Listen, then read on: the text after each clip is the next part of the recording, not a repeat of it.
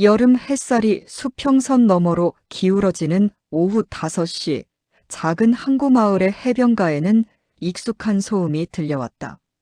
낡은 푸드트럭의 엔진 소리, 접이식 의자를 펴는 금소금, 그리고 가스레인지에 불을 붙이는 찰칵 소리. 류도현은 오늘도 같은 자리에 트럭을 세웠다. 48세. 그의 손은 여전히 빠르고 정확했다. 양파를 썰고 마늘을 다지고 해물을 손질하는 모든 동작이 기계처럼 매끄러웠다. 하지만 그 눈빛만큼은 어딘가 멀리 있었다.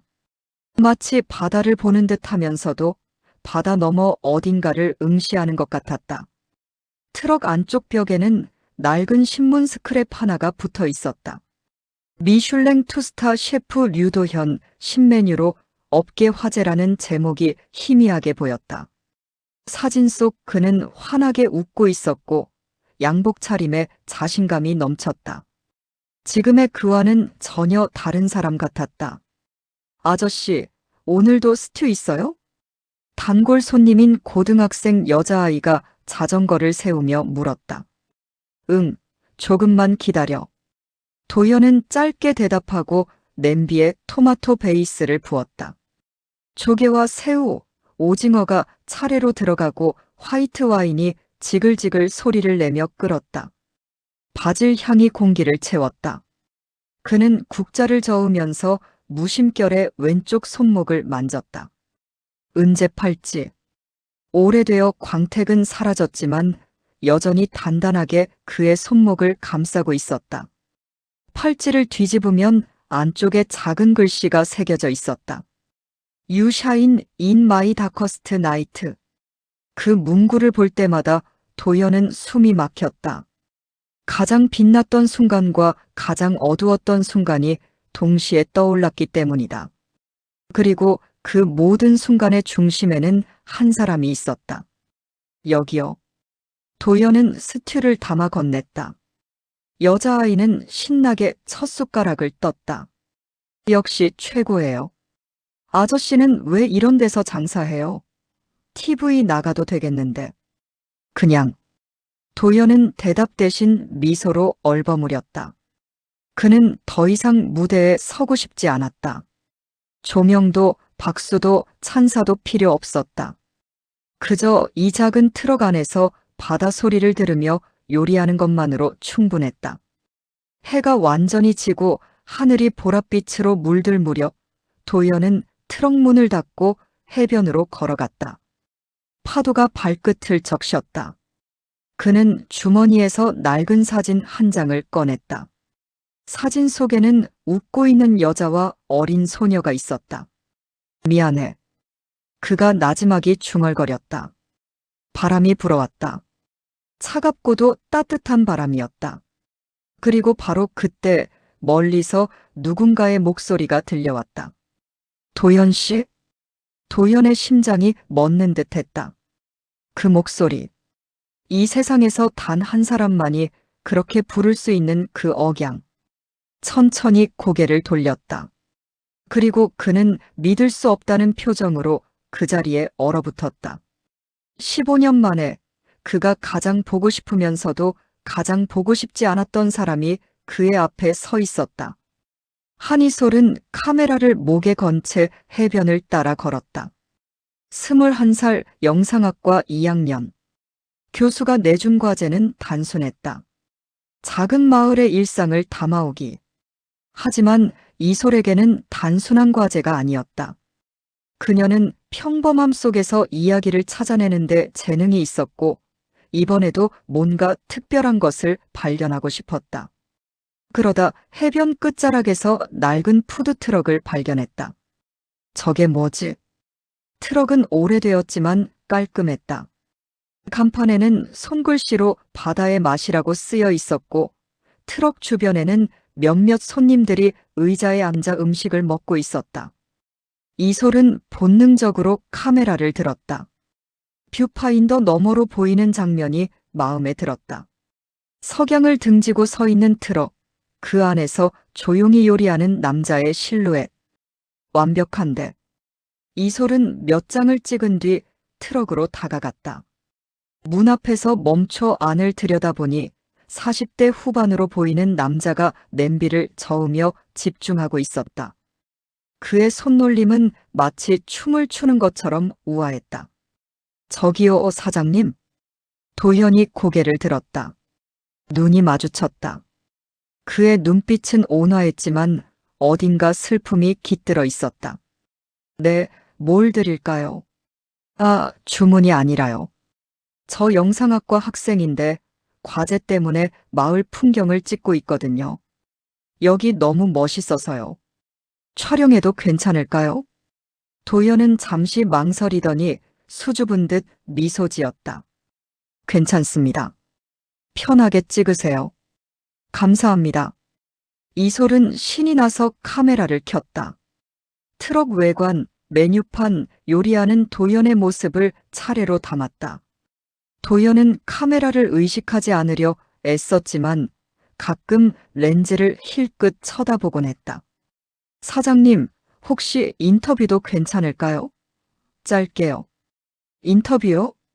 네. 왜 여기서 푸드트럭을 하시게 됐는지 이런 거요. 도연은 난처한 표정을 지었다. 그냥 바다가 좋아서요. 그것만으로도 충분해요. 이솔이 웃으며 말했다.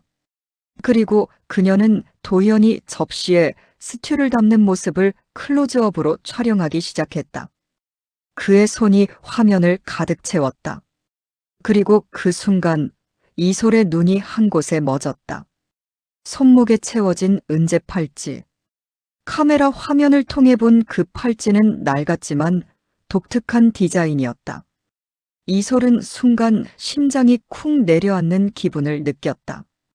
그 팔찌, 어디서 본 것 같았다. 이솔은 무의식 중에 중얼거렸다. 카메라를 내리고 도연의 손목을 다시 한번 똑바로 쳐다봤다. 틀림없었다. 엄마의 서랍 깊숙이 보관되어 있던 그 팔찌와 똑같은 디자인이었다. 엄마는 그 팔찌를 절대 꺼내지 않았다. 단 한 번 이솔이 어렸을 때 물어본 적이 있었다. 엄마, 이거 왜 안 해? 이건 소중한 거야. 원래는 2개였는데 한 짝은 잃어버렸어. 엄마의 얼굴은 그때 무척 슬퍼 보였다. 이솔은 입술을 깨물었다. 설마 저게 그 한 짝일까? 저기 사장님. 이솔의 목소리가 떨렸다. 이 팔찌 어디서 구하셨어요? 도연은 깜짝 놀란 표정으로 손목을 감췄다. 왜요?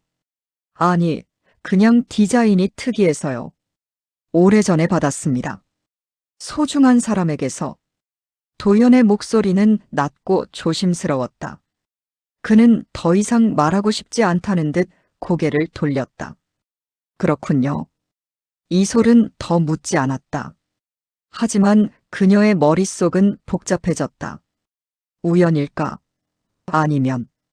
그날 밤 이솔은 집으로 돌아와 엄마 방문을 두드렸다. 엄마, 잠깐 물어볼 게 있어. 응. 뭔데? 엄마는 침대에 앉아 책을 읽고 있었다. 엄마 그 은팔찌 있잖아. 서랍에 있는 거. 그거 누가 준 거야? 엄마의 얼굴이 순간 굳었다. 왜 갑자기? 궁금해서. 그냥. 엄마는 한참을 말없이 이솔을 바라보다가 천천히 입을 열었다. 아주 오래전에 좋아했던 사람이 있었어. 한 가지는 항구병원의 외래 진료실에서 환자 차트를 정리하고 있었다. 47세. 20년 넘게 간호사로 일하면서 그녀는 늘 차분하고 침착한 사람이었다. 환자들은 그녀의 부드러운 목소리와 따뜻한 손길을 좋아했다. 하지만 그날 밤 딸이 던진 질문 앞에서 그녀는 전혀 침착하지 못했다. 엄마 그 은팔찌 있잖아. 서랍에 있는 거. 그거 누가 준 거야? 컵을 들고 있던 가진의 손이 떨렸다. 그리고 순간 손에서 컵이 미끄러져 바닥에 떨어졌다. 깨지는 소리가 조용한 방 안을 가득 채웠다. 엄마, 이솔이 깜짝 놀라 일어섰다. 아니야. 괜찮아. 가지는 황급히 바닥에 파편을 주우며 고개를 숙였다. 하지만 그녀의 손은 계속 떨렸다. 엄마, 왜 그래? 무슨 일 있어? 없어. 그냥 깜짝 놀라서. 가지는 억지로 웃으며 말했다. 하지만 이솔은 엄마의 얼굴이 창백해진 걸 놓치지 않았다. 엄마, 혹시 푸드트럭 사장님 알아? 뭐? 오늘 촬영한 푸드트럭 사장님 있잖아. 그분이 찬 팔찌가 엄마 팔찌랑 똑같더라고. 디자인이 너무 독특해서 우연은 아닌 것 같은데. 가진의 심장이 쿵 내려앉았다. 20년 전 가슴 깊이 묻어둔 이름이 불쑥 떠올랐다.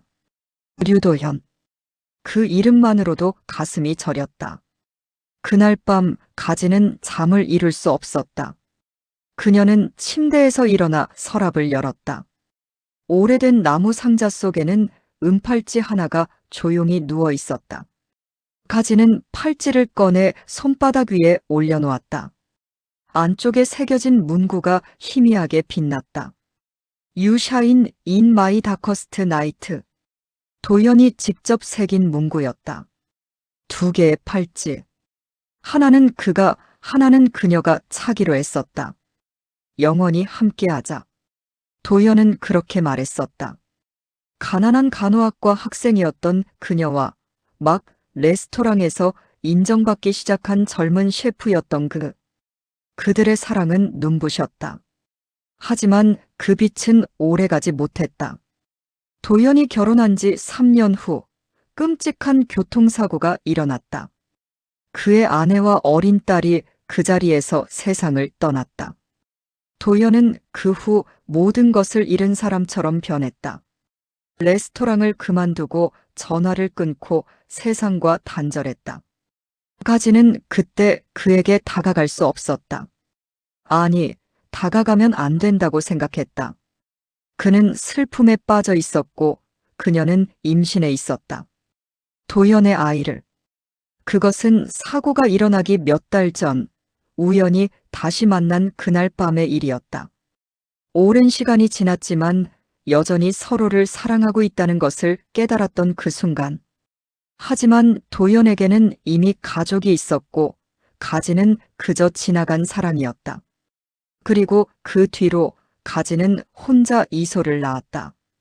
도연에게 말할 기회는 있었다. 하지만 그녀는 말하지 않았다. 가족을 잃고 무너진 사람에게 또 다른 짐을 지울 수 없었다. 그래서 그녀는 혼자 딸을 키우며 살았다.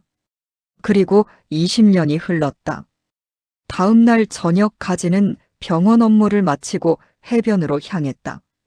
심장이 미친 듯이 뛰었다. 손이 차가웠다. 푸드트럭은 여전히 그 자리에 있었다. 가지는 멀리서 트럭을 바라봤다. 그 안에서 요리하는 남자의 뒷모습이 보였다. 여전히 빠르고 정확한 손놀림. 하지만 어깨는 예전보다 많이 처져 있었다. 그녀는 천천히 트럭 쪽으로 걸어갔다. 한 걸음, 또 한 걸음. 주문하시겠어요? 도연이 고개를 들지 않고 물었다. 가지는 입술을 깨물었다. 목소리가 나오지 않았다. 손님? 도연이 이번엔 고개를 들었다. 그리고 그 순간 시간이 멈췄다. 도연의 눈이 크게 떠졌다. 국자를 든 손이 공중에서 얼어붙었다. 그는 믿을 수 없다는 표정으로 그녀를 바라봤다. 가진? 그의 목소리는 떨렸다. 오랜만이야, 도연아. 가진의 눈에서 눈물이 흘러내렸다. 그녀는 더 이상 참을 수 없었다. 미안해. 내가 말했어야 했는데. 도연은 트럭 밖으로 나왔다. 두 사람은 해변 한가운데서 마주 섰다. 파도 소리만이 그들 사이의 침묵을 채웠다.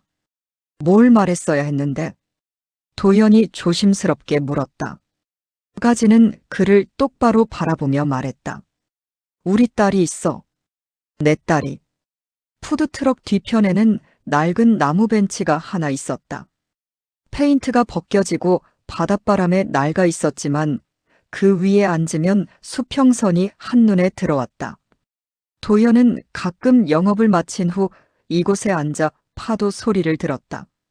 그리고 지금 그는 20년 만에 다시 만난 여자와 나란히 앉아 있었다. 가지는 손을 무릎 위에 가지런히 모으고 있었다. 도연은 팔짱을 낀 채 바다를 바라보고 있었다. 두 사람 사이에는 긴 침묵이 흘렀다. 파도가 밀려왔다가 물러가는 소리만이 규칙적으로 반복되었다. 먼저 입을 연 건 가진이었다. 그 팔찌 아직도 가지고 있었네요. 도연은 손목의 팔찌를 내려다봤다. 은빛은 세월에 바랬지만 여전히 단단하게 그의 손목을 감싸고 있었다. 버릴 수가 없었습니다. 그의 목소리는 낮고 쉬었다. 당신이 내게 마지막으로 남긴 유일한 증거니까요. 가진의 가슴이 뜨끔했다. 그녀는 고개를 숙였다. 저도 같은 마음이었어요. 도연이 천천히 고개를 돌려 그녀를 바라봤다. 그런데 왜 연락하지 않았습니까? 나도 묻고 싶어요. 왜 떠났어요? 왜 아무 말도 없이 사라졌어요? 가진의 목소리가 떨렸다. 20년 동안 참아왔던 감정이 터져나오기 시작했다. 나는 당신이 떠난 이유도 돌아오지 못한 사정도 몰랐어요.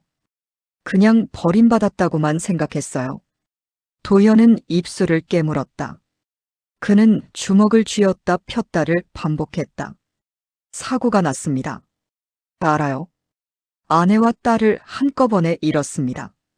가지는 아무 말도 하지 못했다. 그녀는 그 사고에 대해 나중에 들었다. 신문에서 지인들을 통해서. 하지만 그때는 이미 도현과 연락이 끊긴 뒤였다. 그 후로 저는 살아있는 게 아니었습니다. 그냥 죽지 못해 숨만 쉬고 있었어요. 도연의 목소리가 갈라졌다. 레스토랑도 명예도 미래도 아무것도 의미가 없었습니다. 그냥 사라지고 싶었어요. 모든 것으로부터. 나한테서도. 가진이 조용히 물었다. 도연은 대답하지 못했다. 그는 그저 고개를 떨궜다. 당신한테는 더 이상 짐이 되고 싶지 않았습니다. 이미 당신에게 상처를 줬는데 더 이상. 상처요? 가진이 되물었다. 당신을 두고 결혼했잖습니까? 도연의 고백의 가진은 한동안 말을 잇지 못했다. 그녀는 그 사실을 알고 있었다. 도연이 집안의 압력으로 다른 여자와 결혼했다는 것을. 하지만 그녀는 그를 원망하지 않았다. 그저 멀리서 그가 행복하기를 바랐다. 나도 당신에게 말하지 못한 게 있어요. 가진이 떨리는 목소리로 말했다. 당신이 사라진 그 시기에 나는 혼란스러웠어요. 집안에 문제가 있었고, 아버지가 돌아가셨고, 어머니는 병원에 입원하셨고, 그녀는 잠시 숨을 고르고 이어갔다. 그리고 나는 임신했어요. 도연의 몸이 굳었다. 뭐라고요? 당신의 아이를요. 가지는 도연의 눈을 똑바로 바라봤다. 사고가 일어나기 몇 달 전, 우리가 다시 만났던 그날 밤 기억하세요? 도연은 기억했다. 우연히 병원 앞에서 마주쳤던 그날. 오랜 시간이 흘렀지만 여전히 서로를 사랑하고 있다는 것을 확인했던 그 밤. 하지만 그것은 잘못된 선택이었다. 그에게는 이미 가족이 있었으니까. 하지만 나는 당신에게 말할 수 없었어요. 가진의 눈에서 눈물이 흘렀다.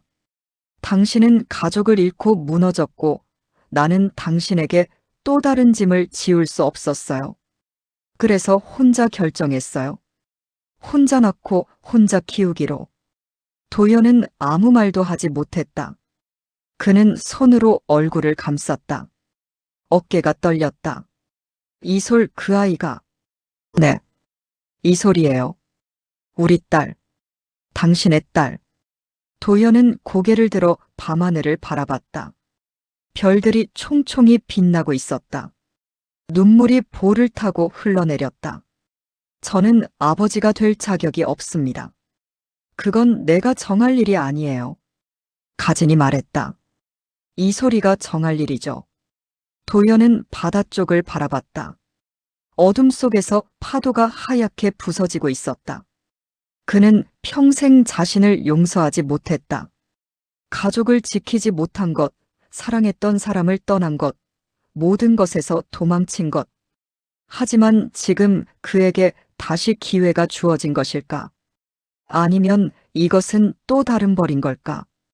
이 소리는 나에 대해 알고 있습니까? 도연이 조심스럽게 물었다. 아직 몰라요. 그냥 푸드트럭 사장님일 뿐이에요. 가진이 대답했다. 하지만 곧 알게 될 거예요. 그 아이는 영리하니까. 도연은 고개를 끄덕였다. 그리고 오랜 침묵 끝에 중얼거렸다. 제가 만나도 될까요? 가진은 그의 손을 잡았다. 차갑고 떨리는 손이었다. 천천히 해요. 우리 모두에게 시간이 필요해요. 두 사람은 그렇게 한참을 나란히 앉아 있었다. 과거와 현재 사이, 오해와 용서 사이에서 이솔은 멀리서 벤치에 앉아 있는 두 사람을 지켜보고 있었다. 처음엔 우연이었다. 엄마가 푸드트럭 쪽으로 가는 모습을 보고 호기심에 따라왔던 것뿐이었다. 하지만 엄마와 푸드트럭 사장님이 마주보고 있는 모습을 보는 순간 이솔은 본능적으로 알았다. 저건 단순한 우연이 아니라고. 그녀는 모래사장 끝자락에 앉아 두 사람을 지켜봤다. 엄마의 어깨가 떨리는 게 보였다. 도연은 고개를 숙인 채 아무 말도 하지 못하고 있었다. 두 사람 사이에는 오랜 세월의 무게가 느껴졌다. 이솔의 가슴이 두근거렸다. 팔찌의 비밀, 엄마의 눈물, 그리고 도연의 슬픈 눈빛. 모든 퍼즐 조각이 맞춰지기 시작했다. 설마. 그녀는 입술을 깨물었다. 아빠에 대해 물어본 적이 있었다. 엄마는 늘 좋은 사람이었어. 하지만 지금은 만날 수 없어라고만 대답했다. 이솔은 아빠가 돌아가셨거나 멀리 떠났거나 아니면 엄마와 헤어졌다고 생각했다. 하지만 이렇게 가까이 있을 줄은 몰랐다. 두 사람의 대화가 끝나고 가진이 먼저 일어났다. 도현도 천천히 벤치에서 일어나 바다를 바라봤다. 그때 이솔은 더 이상 숨어 있을 수 없었다. 그녀는 천천히 걸어 나갔다. 엄마. 가진이 깜짝 놀라 돌아봤다. 이솔아, 너 왜 따라왔어요? 미안해요. 이솔은 엄마와 도연을 번갈아 보며 물었다. 저 혹시 두 분이 제 부모님인가요? 침묵이 흘렀다. 가진은 입술을 떨었고 도연은 눈을 감았다. 이솔아. 가진이 딸에게 다가가 손을 잡았다. 미안해. 말했어야 했는데. 진작에. 맞는 거예요? 이솔의 목소리가 떨렸다. 그녀는 도연을 바라봤다. 도연은 천천히 고개를 들었다. 눈가가 붉었다. 그는 떨리는 발걸음으로 이솔에게 다가왔다. 그리고 조심스럽게, 마치 깨질 것처럼 조심스럽게 그녀의 머리를 쓰다듬었다. 미안하다. 그의 목소리는 갈라져 있었다. 이제야 알게 되어서, 이제야 만나게 되어서. 이솔의 눈에서 눈물이 주르륵 흘러내렸다. 그녀는 울음 섞인 웃음을 지었다. 괜찮아요? 늦게라도 알게 돼서 오히려 좋아요. 도연은 더 이상 참지 못하고 이솔을 끌어안았다. 가진도 두 사람을 감싸 안았다. 세 사람은 해변 한가운데서 한참을 그렇게 서 있었다. 파도가 밀려왔다가 물러갔다. 바람이 불었다. 별이 빛났다. 그날 밤 세 사람은 푸드트럭 앞에 나란히 앉았다. 도연은 직접 해물 스튜를 끓였다. 그의 손놀림은 여전히 빠르고 정확했지만 이번에는 조금 달랐다. 마음이 담겨 있었다. 사랑하는 사람들을 위한 요리였다. 자, 드세요. 도연이 그릇에 스튜를 담아 건넸다. 이솔은 한 숟가락 떠서 입에 넣었다. 맛있어요. 그녀가 웃으며 말했다. 근데 이상해요. 엄마가 해주던 해물탕 맛이랑 비슷해요. 가진이 픽 웃었다. 내가 내 아빠한테 배웠거든. 정말요? 응. 옛날에. 세 사람은 그렇게 이야기를 나눴다. 과거의 이야기, 현재의 이야기, 그리고 미래의 이야기. 잃어버린 시간들은 바다 파도에 씻겨 내려가는 듯 했다. 우리 천천히 다시 시작해 볼까요? 가진이 조심스럽게 말했다. 아이를 위해서라도. 도연은 고개를 끄덕였다. 그는 손목의 팔찌를 풀었다. 20년 동안 단 한 번도 벗지 않았던 팔찌. 이소라. 네. 이거 내가 가져라. 도연은 팔찌를 이솔의 손목에 조심스럽게 끼워 주었다.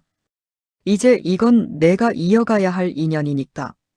이솔은 손목의 팔찌를 내려다봤다. 안쪽에 새겨진 문구가 달빛 아래 은은하게 빛났다. You shine in my darkest night. 고마워요, 아빠. 이솔이 처음으로 그렇게 불렀다. 도연은 눈물을 참지 못하고 고개를 돌렸다. 가진이 그의 손을 잡았다. 바닷가 밤하늘 아래 세 사람은 나란히 앉아 있었다. 과거의 상처는 여전히 아팠지만 이제는 함께 치유할 수 있다는 희망이 생겼다. 이솔은 카메라를 꺼내 타이머를 맞췄다. 그리고 세 사람이 함께 앉은 모습을 찍었다. 이게 우리 가족 사진 1호예요. 그녀가 웃으며 말했다. 앞으로 많이 찍을 거예요. 매일매일. 도연은 푸드트럭을 바라봤다. 간판에 바다의 맛이라는 글씨가 바람에 흔들렸다. 그는 20년 동안 이곳에서 멈춰 서 있었다. 과거에 갇혀 슬픔에 잠겨 살아가는 것조차 힘겨워하며. 하지만 이제는 달랐다. 이제 그는 새로운 바다로 나아갈 수 있었다. 우리 함께 가요. 가진이 말했다. 어디든 천천히. 도연은 고개를 끄덕였다. 네. 함께요. 은빛 팔찌는 이솔의 손목에서 조용히 빛나고 있었다. 오래된 상처를 꿰매듯 끊어진 인연을 이어주듯. 그리고 바닷가에는 다시 평화가 찾아왔다.